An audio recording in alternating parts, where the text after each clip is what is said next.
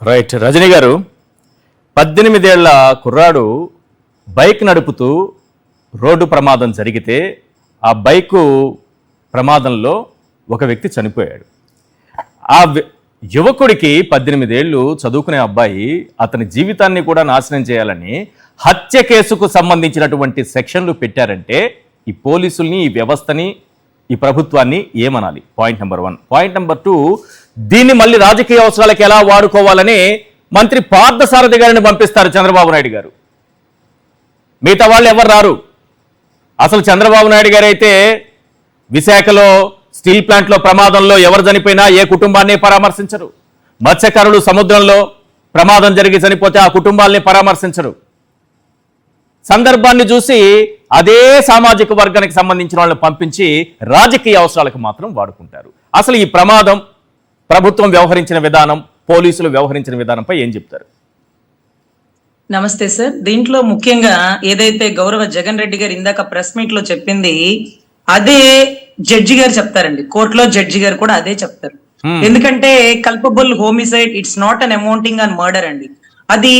అది ఒక మనిషి చనిపోయాడు కానీ అది అనుకోకుండా జరిగిన ఘటన, అది దురదృష్టవశాత్తు జరిగిన ఘటన, ఇంటెన్షనల్ గా జరిగింది కాదు అంటూ కట్టినటువంటి సెక్షనే 304A ఐపీసీలో గతంలో నెగ్లిజెన్సీ ఆఫ్ డ్రైవింగ్ అని ఉంటదండి. దాంట్లో కాజింగ్ అండ్ డెత్ వచ్చినప్పటికీ అది కల్పబుల్ హోమిసైడ్ గానే కన్సిడర్ చేస్తారండి.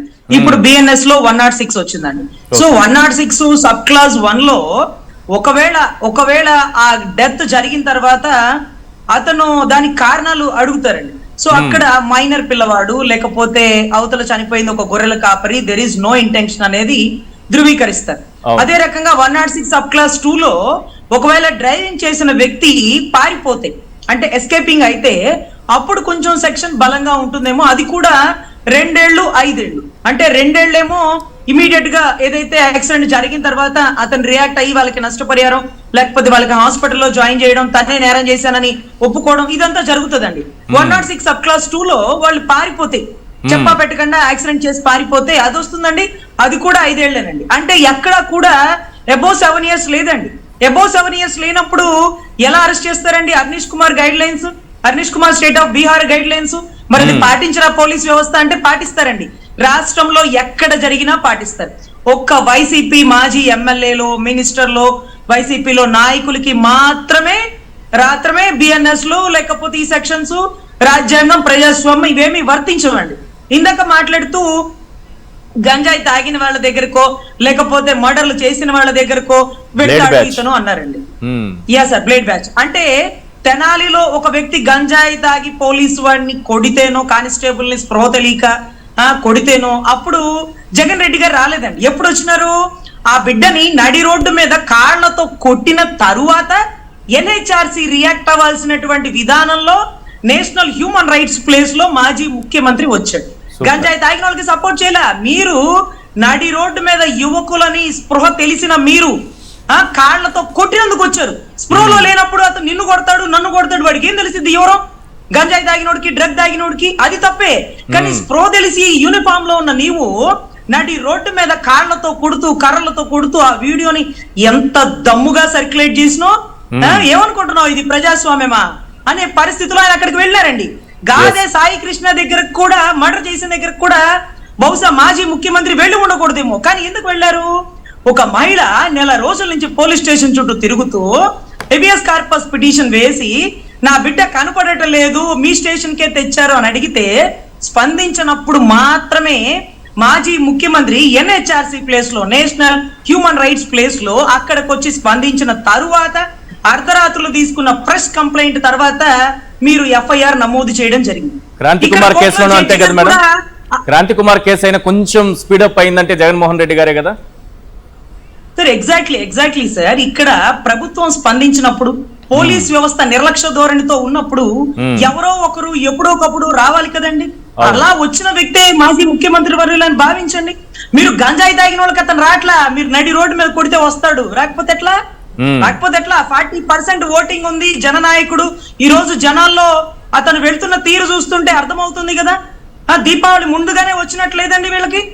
సో ఇటువంటి పరిస్థితుల్లో అంబటి రాంబాబు గారి విషయంలో కూడా ఆయన వచ్చి ఉండకూడదు. ఎందుకంటే అంబటి రాంబాబు గారు స్లిప్ అయ్యారు కాబట్టి అని అనుకోవచ్చండి. స్లిప్ అయిన వ్యక్తి తానే మీడియాని పిలిచి క్షమాపణ చెప్పడమే కాకుండా ఒకవేళ జైల్లో వేసినా స్టేషన్ లో పెట్టినా గౌరవ జగన్ రెడ్డి గారు వచ్చి ఉండేవారు కాదండి. ఆపకుండా 7:30 గంటలు ఇంటి మీద దాడి చేస్తే ఇది అప్రజాస్వామికం, లోపల మహిళలు ఉన్నారు, భయభ్రాంతులకు గురి చేస్తున్నారు, ఈ ఏరియా ఎమ్మెల్యే వచ్చి మాత్రం దాడి చేయడం ఏంటి అంటూ అక్కడ కూడా ఆయన రావాల్సి వచ్చిందండి. అంటే ఆయన రావాల్సి వచ్చే పరిస్థితులు మీరు క్రియేట్ చేస్తూ ఈ రోజు వచ్చిన తర్వాత ఈ జనాన్ని చూసి మరి ఏం చేయాలో అర్థం కాని పరిస్థితిలో ఉన్నారేమోనండి. సో ఇటువంటి పరిస్థితుల్లో గంజాయిలకో లేకపోతే మర్డర్లు చేసిన వాళ్ళకో రౌడీ షీటర్లకో ఆయన రాలేదు. ఆ రౌడీ షీటర్లో ఆ గంజాయి తాగిన వాళ్ళ మీద పెట్టాల్సిన కేసులు పెట్టి చట్టపరమైన చర్యలు తీసుకోవలసిన విధంగా తీసుకుంటే బాగుండండి. ఎందుకంటే నాయకుడు కాబట్టి అతన్ని నమ్మి వచ్చినటువంటి ఎమ్మెల్యేలని మినిస్టర్లని అతన్ని ఇబ్బంది పెట్టలేక, అతని జోలికి రాలేక, అతని నీడను కూడా టచ్ చేయలేక అతని మాజీ ఎమ్మెల్యేలని మినిస్టర్లని ఇబ్బంది పెడితే నాయకుడు అక్కడ వస్తాడు. కల్తీ మద్యం కేసులో 4-5 చోట్ల కాదు, 8 చోట్ల కాదు, 15 చోట్ల గౌరవ జగన్ రెడ్డి గారి పేరు ప్రస్తావించారు. లిక్కర్ స్కామ్ లో కూడా 28 చోట్ల పేర్లు ప్రస్తావించారు. మరేం పాపం సిఐడి నోటీసులు ఇచ్చి జగన్ రెడ్డి గారిని పిలిపించొచ్చుగా, మెట్లెక్కించొచ్చుగా. అంటే అధినాయకుడిని టచ్ చేసే దమ్ము లేదు, అది రాష్ట్రానికా సెంట్రల్. కానీ ఈ రోజు ఆంధ్రజ్యోతి న్యూస్ పేపర్ చించినందుకు రోజారెడ్డి గారిని అరెస్ట్ చేస్తామంటూ 41 నోటీసులు ఇవ్వడం ఏంటో, ఆవిడ 6 రూపాయలు పెట్టి పేపర్ కొనుక్కుందండి, కప్బోర్డ్ లో వేసుకుంటదో మడిచి పక్కన పెట్టిద్దో, వీళ్ళకి ఎందుకు? కప్బోర్డ్ లో పెట్టి పైన బట్టలు ఐరన్ చేసిన బట్టలు కూడా పెట్టుకుంటారు. దీన్ని రాధాకృష్ణ గారు చూసారంటే కేసు పెడతారేమో. సార్ నేను 2-3 పరిచయస్తులు టీడీపీ వాళ్ళని కూడా అడిగినాను సార్. సార్ అప్పట్లో 100 కోట్లు స్కామ్ చేసింది, ఆడుదాం ఆంధ్ర అని మాతో చెప్పించేవాళ్ళు కదా సార్. ఇప్పుడు మీరు ఆడుకోవచ్చు కదా కేసు వేసి అంటే, ఆ కాదులే రజనీ గారు కొంచెం ఆలోచించి వెళ్ళాలని ఆలోచిస్తున్నారు మా నాయకుడు మా చంద్రబాబు గారు అన్నారండి. ఒక రోజు రోజా గారిని కూడా అడిగాను, ఏమ్మా ఆడుదాం ఆంధ్రాలో 100 కోట్ల స్కామ్ అని చెప్తుంటారు కదా, అది ఎలా జరిగింది అంటే, రజనీ గారు దాంట్లో 100 కోట్లే రాలేదు, 100 కోట్ల స్కామ్ ఎట్లా చేస్తాను, అందులోనూ జగన్ రెడ్డి గారు చైర్మన్ కి అధికారాలు ఇవ్వకుండా కేవలం కలెక్టర్ కి అధికారాలు ఇచ్చి కలెక్టరే ఫండ్ డిస్ట్రిబ్యూషన్ చేసేలాగా కేవలం ఆ చెక్కులతో ఫోటోలు దిగే అవకాశమే మాకు ఇచ్చారు. ఈ రోజు ఎవరా కలెక్టర్ అండి? ప్రద్యున్మ గారు. ఆ ప్రద్యున్మ గారు ఎక్కడున్నారండి? లోకేష్ గారి పేషీలో ఉన్నారు. ఇప్పుడు రోజా రెడ్డి గారిని టచ్ చేద్దామంటే ప్రద్యున్మ గారు వస్తారు, నేనే ఇచ్చానండి, నా సంతకాలతోనే పోయిందండి, ఆమెకేం సంబంధం అండి అంటాడు. సో ఇట్లా బురదజల్లే పరిస్థితులు అందరి మీద వేసేసినారండి. ఇప్పుడు నిరూపించండియా బాబు అంటే, ఆ కాదులేండి కొన్ని కారణాలు కొన్ని ఇబ్బందులు అంటూ ఈ రెడ్ బుక్ పరిపాలనలో అవినీతి పరమైన పరిపాలన నడుస్తుంది అనేది వాస్తవిక విషయం అండి.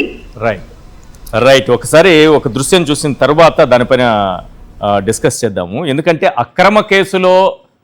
అక్రమంగా కేసులు పెట్టి జైల్లో పెడితే వాళ్ళని జగన్మోహన్ రెడ్డి గారు పరామర్శిస్తే బ్లేడ్ బ్యాచ్, గంజాయి బ్యాచ్ అని అంటున్నారు కదా చంద్రబాబు నాయుడు గారు. మరి ఆయన అవినీతి కేసులో జైల్లో ఉన్నప్పుడు మా పవన్ కళ్యాణ్ గారు ఏ రకంగా రోడ్డు పైన నానా హంగామా చేశారు. మరి ఆయన వెళ్ళి చంద్రబాబు నాయుడు గారిని కలవచ్చు, టీడీపీకి సంబంధించిన నాయకులందరూ వెళ్ళి చంద్రబాబు నాయుడు గారిని జైల్లో పరామర్శించవచ్చు. కానీ సీదిరి అప్పలరాజు గారిని మాత్రం జగన్మోహన్ రెడ్డి గారు పరామర్శించకూడదు. ఎందుకంటే అక్రమంగా పెట్టిన కేసు కాదు, అది సక్రమ కేసు అయితే ఓకే, అక్రమ కేసుల్లో వెళ్ళకూడదు అనుకున్నారో ఏమో.